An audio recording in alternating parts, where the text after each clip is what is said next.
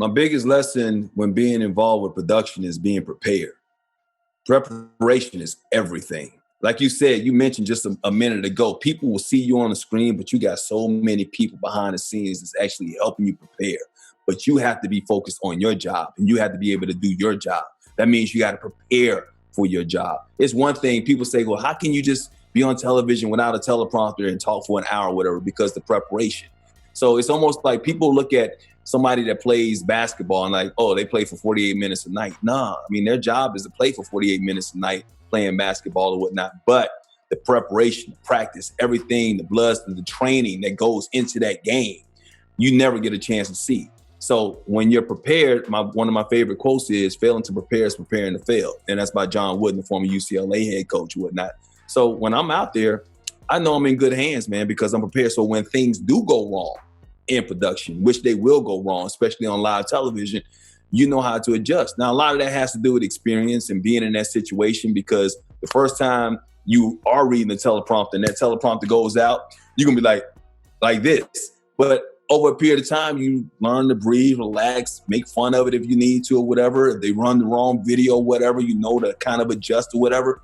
And just realize, you know what I'm doing is production, it's entertainment, it's fun. It ain't the end of the world, man. I'd be nervous if I was a brain surgeon. Then I'd be like, okay, if something goes wrong, there are big consequences. I'm in production. The worst that can go wrong is like, okay, I look crazy on television because somebody ran the wrong tape or whatever. But at the end of the day, I'm gonna smile it off and make fun of it and make it enjoyable to watch instead of cringeworthy. You know, there's several moments that I've had where I've interacted with somebody where I've said, I can't believe my life moment. And, you know, I've interviewed all the big names, you know, from Shaq to, you know, Magic Johnson. I had a good interview with him, Magic Johnson. But the one that actually stands out to me wasn't actually in studio. It was one time where I felt like, maybe I made it, Mom.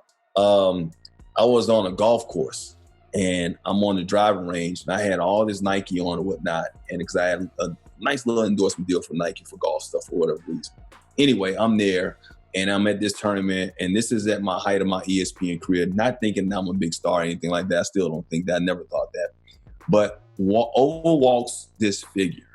And I noticed he's tall, he's got his hat on, he's got shades on, dark-skinned dude or whatever. And he walks right up to me and he puts his hands out. He's like, hey, Mike, I'm happy you're here, man. Love your work on ESPN, man. Thanks for coming to the tournament. I'm in Charlotte, North Carolina. I look up, it's Michael Jordan. I lose my mind, bro. So when you see these J's, man, I'm like, Michael Jordan has come over to speak to me, and he said my name. He knows who I am. I'm like, that moment will always go down in history. It's like, you know what? I could die now. And I've lived a good life, man. But, you know, it's good, man. I think ESPN's afforded me an opportunity to be able to meet a lot of good people and whatnot. And, you know, like I said, the first time I met Magic was actually at a urinal by the side by side when he looked down. Not looked down, he just looked, well, he's taller than me. So he looked over and he said, hey, what's up, young fella? Good to see you. That's the first time I met Magic Johnson. I'm like, oh my, what's up, Magic? So, I mean, I got great stories like that, man, memorable moments, whatever, man. But I've lived a good life. And I'm happy with the life I've lived, and I'm blessed. But I'm turning 50 on August 19th, and I plan on living the best years of my life, the next 25, 30.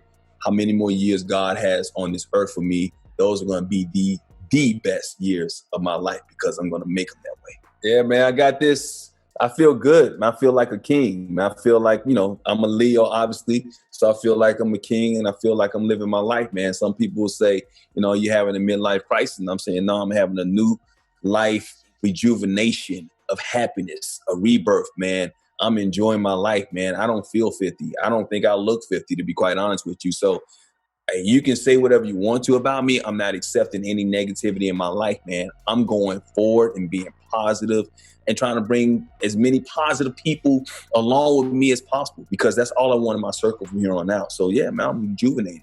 I feel like a 20-year-old. I'm ready to go. Actually go. I ain't gonna play no ball anymore, because I tore my Achilles twice. But yeah, I'll go out there and watch and actually talk a lot of crap. But, you know, I feel good, man. And most importantly, my mind feels good and I'm at ease, because I know who I am now. And thanks to this book, Open Mic, I know exactly who I was what I need to do to overcome those demons and become the man that I'm supposed to be.